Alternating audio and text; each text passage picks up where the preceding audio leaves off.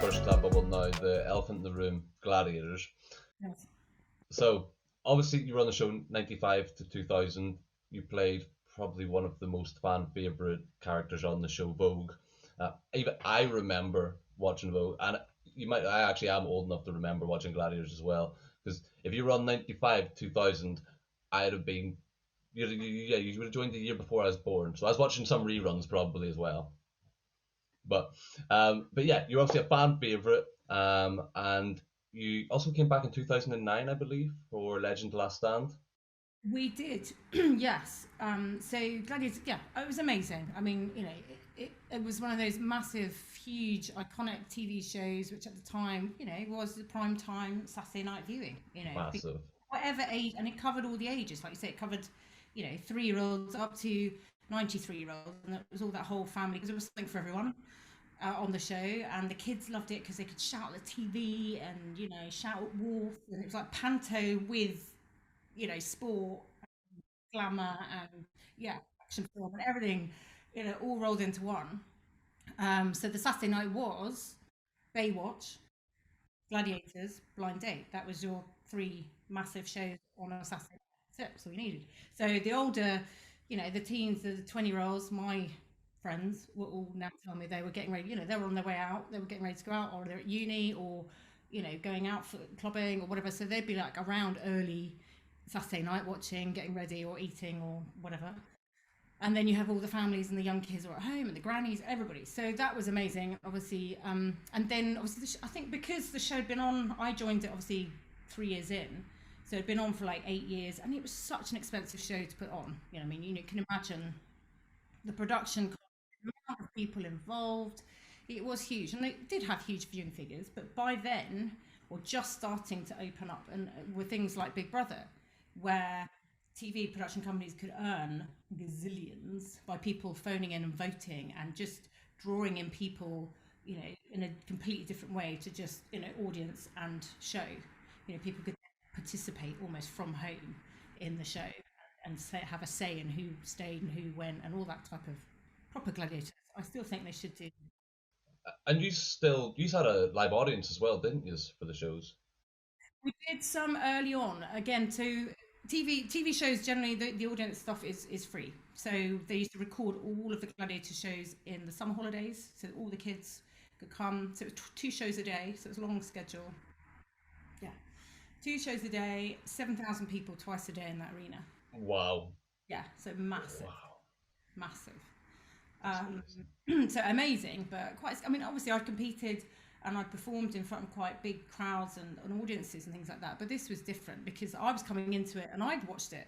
I'd seen Diane, Jet, and I knew her. I didn't know anyone else. So when I was brought in as a new girl, I was being like a new girl at school, and 2 or 3 of them had been asked to not be there anymore. It was really awkward. Really awkward. It was like that. Hi. Luckily, I knew Diane. Otherwise, I think they'd all been like, who are you? Yeah, so it's proper, like, ingratiating yourself into all these people that I'd watched on TV as well. I didn't know them. So yeah, the first sort of few rehearsal shows and days, and Panther was my absolute bestie and still is. Um, she was amazing. She completely looked after me and took me under her wing and mothered me. So because I was like a new girl, and we're still really good mates now, which is amazing.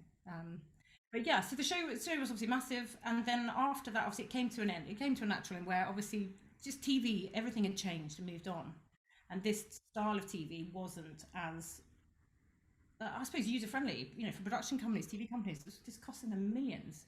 And okay, they might get it back in viewing figures and advertising and stuff, but it's still a huge amount of money. I think that's where the turn came. It came to a natural, I suppose. It had been on for 8 years, which was amazing. The American Gladiators hadn't lasted that long. Australian Gladiators didn't last that long. And it was a huge production. So it came to an end, and then South Africa we went to. We got asked by the South African production team. I think Hunter was involved with sort of negotiating all this. We took a few of them out there to do some shows in 2000. So just as our UK show finished, we just went out there and recorded a series with them, which was interesting. We The Springbok was that? No, because they used to do those anyway in our series. So again, we do, I think it was 15 domestic shows.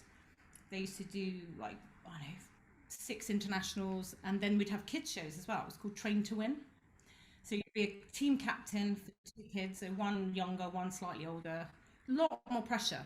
A lot more pressure doing it with the kids than doing our main show. Because I mean, I was quite lucky because I was quite a good all-rounder. I hadn't been a gymnast. I could do the swinging high stuff, but I could also whack people. But I'm not very tall. I'm only 5'6". I'm not very tall. So I'm actually quite short. So you'd only put me on dual and things like that if it was a really tiny person. They wouldn't put who's like 6'2" because they'd just be over like nano seconds. Because that's what I didn't know. What is the actual setup of the show itself? Because obviously it's a competition for the people that come on, and you're obviously trying to stop them. Was it a case of like, not take it easy, but was it a case of like you can't just smash everyone to pieces that comes through the building, and like, or were people genuinely just good and actually just kind of got through that? Well, it's probably a combination of the two. I mean, there was no particular plan. I'm extremely competitive, so I'm not going to lose on purpose. This is not going to happen. I can't. I mean, board games. Do not play games generally, or table tennis. The kids are like, "Mum, calm down." Basketball, anything. I'm like, go to like crazy competitive mode. But there is an element of, at the end of the day, it is a TV show, it's an entertainment show. So to make it more interesting, for example, on the hang tough, on the rings, there's a few people that you just know, you've seen them do it, and you're like, they're literally just going to go like that and hang. They're not going to move. Boring TV, boring for me, boring for the audience, just boring. So, you can elaborate, but I'm still going to pull it off. That's just going to be given. So if people do win, definitely myself, but they did tend to pair people. So for example, in the early shows, they would just put you on anything. We don't select what we go on. There's no, I'm only going to do that and that and that. No. You get put on a show, you get a little piece of paper under your door. I mean, now it would all be digital, but back then in the 1800s, they put a piece of paper under your hotel room door of the games the next day, and you can sleep or not sleep, depending on what the game is. So you get, maybe 2 or 3 games a show, rotated around, and they generally put you on everything. By the time they get to the semi-finals and finals, then they tend to put you on your ones that you may be better at or more inclined to do, make it harder because the contestants are getting better and they're getting efficient, so they want it to be a good battle. But for example, if there is a really tiny contender, there's no point putting a really tall girl against it because it is over in seconds. The ball is slightly more, I mean, it did even out a little bit early on. The boys were enormous, obviously Gladiators. My husband is 6'2", and he was about 90 kilos when he did the show, and he was cascade. So he looked enormous compared to a lot of the male contenders. Whereas some of the guys are really tiny. Whereas the girls, I'm 5'6", some of the girls are bigger than me. They're bigger than me. The girls. But you were particularly good at hang tough, from what I remember. I think from being a gymnast, it's just a natural thing to hang and swing and just comfortable hanging and swinging. Whereas some of the other guys who have more body, but it's a lot of them more bodybuilder background, which is amazing, and they're really powerful and strong. But on the ground, anything that involved going up and moving and agility was terrifying for them. Absolutely terrifying. So a lot of gladiators still had to overcome, fears. I mean, pole acts.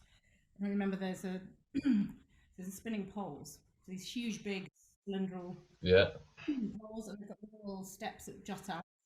So you basically climb and round them, step round, and it's rotating as you do it. You get to the top, hit the button, and then whoever's there first, the other person's little steps just come in and fall onto an airbag. I got that on my very first filming show. And again, because I was using my brain beforehand, I saw the schedule. I'm a bit of a stato when it comes to working out and planning. And I was like, right, it's only in 4 shows, so you've got like that person, they're really good, and the best of those 3 will probably do it in the final. But I'm not going to do it. I'm not going to get to it. I loved it because but I'd only gone halfway up in practice. I'd gone halfway up, jumped. It's like jumping off into an airbag. It's like, what fun's this? This is brilliant. Stupid. Because I'd gone, she's enjoying it. Let's put her on it. First show. I did not sleep, I don't think. I was terrified. Absolutely terrified. But it was real life. It was a proper adrenaline. It's the kind of show that every kid wanted to be on. Like, I mean, if you were to ask me what TV show, out of every TV show in the world would I like to be on, I'd probably say Gladiators. Because it was just, I mean, it's probably a testament to why it lasted so long in Britain as opposed to other countries, is we just have an affinity for aggression and just battering each other in the name of sport. Yeah, it also had the humour, I think, the entertainment side of it. So for, our show was very much panto, larger than life, flip your hair around, all that sort of, cheesiness that you did back then. Well, you used to wing all the backflips coming in for your entry. But we were characters. So it was like early, suppose Spice Girls. That's where the next sort of thing came. Of like, there's different characters, and people are drawn to different personalities and different characters for different reasons. So you had a cross section of us that became role models, or whatever. Kids would just buy into some of us better than others, and again, follow us around the country and come watch the panto, and like I said, because it covered all the ages, so the kids who were 3 are now 40. No, they're not. The 10-year-old boys who we used to meet on the show are now 40. So you're like, they've grown up with it and they still love it, because it luckily has been reshown and on various different channels. Well, what we're saying, so our show came to a natural end, obviously, but then they left it a while and then they relaunched a new show, Gladiators, on Sky. And that's where we get to come back and be legends. Legends, the game. The really right way of saying old people. put the OGs of it. Yeah, the original Gladiators. Exactly, original gangsters, original Gladiators. Yeah, so my son, who's now 13, so it was a long time ago. So he was just born. I literally just had it, and they were ringing, and I was like, seriously, I've literally just given birth. And they were like, well, you can't do it anyway. I'm like, yeah, but I really want to do it. They're like, can't. But they were going to test it out. So they did one show with some of our old guys in it. And it was, it was hilarious because obviously we were just like, we didn't care. It was like panto. We were just like having fun. And a lot of us hadn't seen each other. It was a reunion. It was amazing. But they knew one. They took themselves a little bit too seriously. Amazing show and amazing athletes. But they were given a different sort of direction, I suppose, of how to be. And it was just a bit intense and a bit serious. And so when we all showed up, it was like, yeah, we were just having, it was like panto. So it just did show the differences. And I just think because it was much smaller scale, audience, it was only like 200 people. It was in a different studio. They did a bit over water. I mean, they tried to make differences, and it was it was a nice show. It was great at the time and really fun for us. Eventually, I did get to go and do it.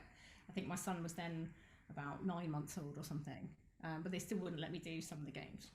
But I mean, some of the girls who were on it who were gladiators, I was like, I could be your mum. Oh.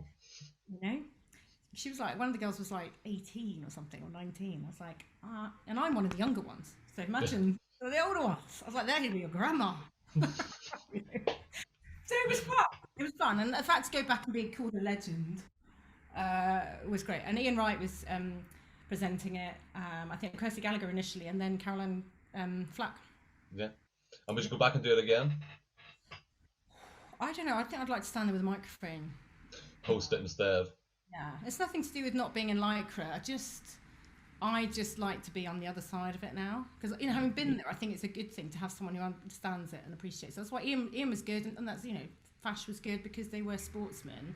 They could appreciate, the physicality of it.